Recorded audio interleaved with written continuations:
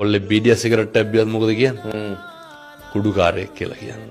එතකොට අර අපි කරන දේ කිසි තැනක වැරද්දක් විදිහට නොදකින්න අපි පුරුදු වෙලා තියෙනවා. හැබැයි අනේක කරන දේ වැරද්දක් විදිහට බොහොම ඉක්මනට අපි දකින්න හුරු වෙලා තියෙනවා.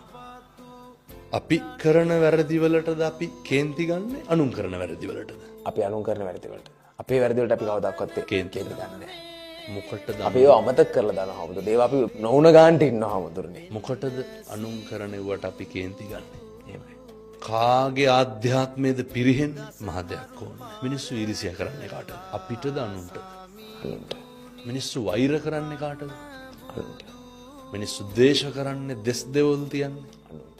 මොකක්ද අපිට කියලා කරගන්නේ? අපි අපිට කරගත්තා නම් අපි පිට වඩා තැන ගන්න. තැනක.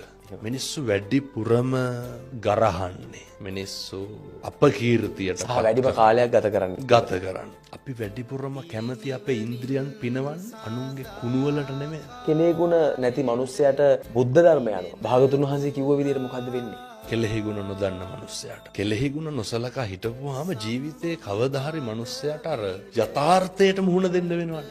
කෙලෙහි ගුණ සැලකුවා හෝ නොසලකුවා හෝ මොකද්ද යථාර්ථය? ජරාවට ව්‍යාධියටපත් වුනහම පශ්චත්තාප වීමක් මිනිස්සුන්ට ඇති වෙනවා. අධික කනගාටුවක් මේක හතරහන්දි වළංගු තියනකොට නම් ඇති වෙන එකක් නෑ.